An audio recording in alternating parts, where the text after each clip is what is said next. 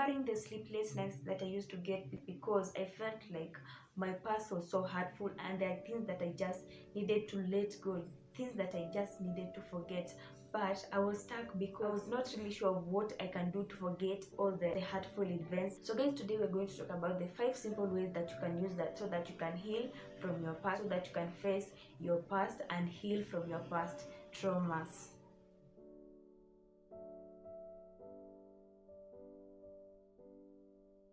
Hello guys, Brenda here and welcome to Motivation with Brenda. This is the channel where you get all the life lessons, life inspirations and life motivations that will make sure that you never give up in life. So guys, today I was thinking about that single parent, that single mother, that single father who is doing everything to ensure that the kids are well, that single parent that had to part with the partner under very bad circumstances, or maybe somebody lost their job, or somebody lost their loved ones in life, or somebody who was betrayed in their life. I thought, how can I make this person to understand that everything is not lost yet? So today guys, we're talking about the 5 simple ways that you can use to heal from your past, heal from your past pain, heal from your past traumas, and how you can easily face your past so that you can heal. So guys, let's get into the video. If you've not watch the first episode of this video, I'll leave the link to the video in the description of this video, why you need to heal from your past,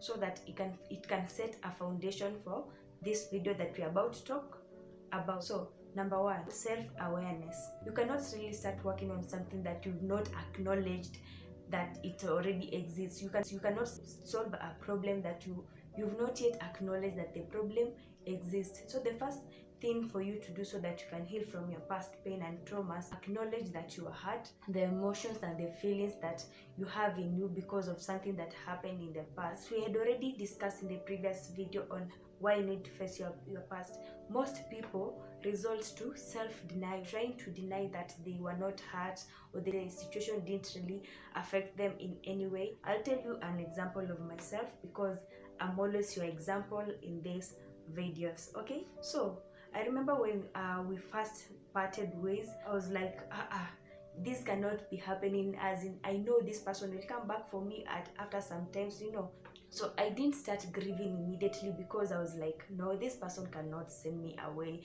This person will definitely come back for me. So for me at that moment, I can say that I was just trying to hide from the fact that we were no longer together to soothe the pain that I was feeling. You may be tempted to point fingers at somebody, trying to blame your pain on other people. You'll be like, I lost my job because of this person. My friendship with this particular person ended because this person B went and backbited me somewhere, So instead of accepting and facing the problem, you'll start pointing fingers to other people, trying to find people that you can blame for your misfortunes.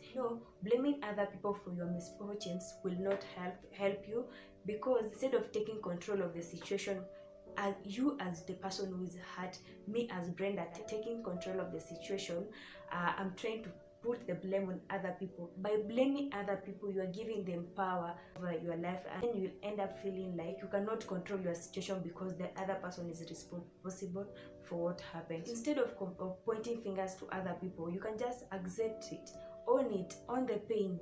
And once you own the pain, it will be very easy for you to be able to heal from the past. Okay, then after accepting that you are hurt, the second thing that you're supposed to do is talk about it. And for me, I'll say that talking about it helped me so much.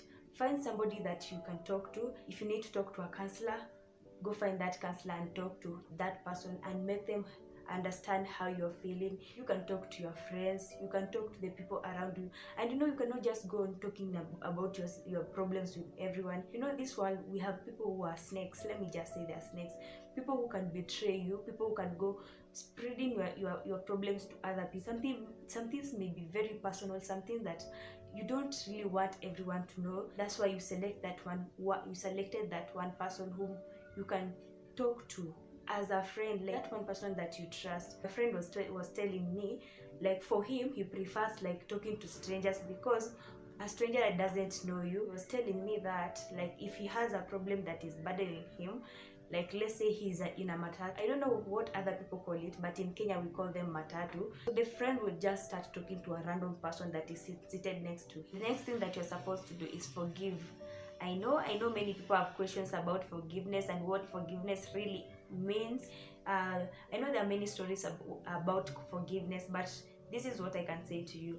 When somebody hurts you, obviously it brings a lot of resentment in our lives. It makes us angry.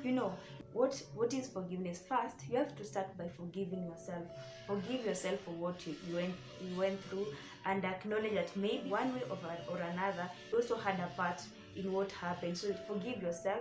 After forgiving yourself, also try to forgive others. You're not forgiving the other person for their sake. You're forgiving the other person for your sake, because you don't want to live carrying so much pain in your life that will not help you in any way. So you forgive somebody for your own benefit. You forgive somebody because you know that it is good for you as a person. Now, when you forgive somebody, it doesn't necessarily mean that the other person was right and you are wrong. That is why you're forgiving them. No. As I have already said, forgiving somebody is for your own good. So forgiveness frees us from a lot of anger and resentment. It also saves us from long-term damages or long-term consequences that surface as a result of carrying the pain in your heart for so long. And once you forgive somebody, you just feel like a very big burden has been lifted from your life. Forgiveness brings peace in our life. And then when you come to talking about forgiveness, it's common to hear people say that forgive and forget. What is forgiving and forgetting? For me personally, I feel like that statement is very wrong, because you cannot forget something that is already registered on your mind. It's already registered in your memory. Let's say maybe your friend, your very close friend, betrayed you. You cannot forget that. So that is my friend who hurt me. How can you tell me that I need to forget? Because I'm seeing the person every day, and every day I see that person, the more we interact, at some point, naturally, as I've been, I'll be tempted to think of what the person did to me. So it doesn't mean that if you've forgiven somebody, so you've forgotten. No, you'll not forget, because that is where you're supposed to learn from life. We learn from our mistakes. We learn from our past. That's why we say that if something happened to you in the past, don't get stuck in that past. Learn from the experience, then move on. Rise with the lessons from the experience, so that the lessons may guide you into your future. So I think it's high time we stop telling people that forgive and forget. Forgive and forget doesn't happen. I can forgive you because I know by forgiving you, I'm submitting to God, because God desires me to forgive my offenders 70 times 70 times. So what if I forgive you? It means I'm doing that. I'm forgiving you for my sake, and I'm forgiving you because I'm submitting to my Heavenly Father. You can choose to forgive unconditionally. Forgive and learn from your past. Forgive and pick the lessons from the experience, so that the lessons may guide you into your future. So that is the third way in which you can heal from your past. Forgive.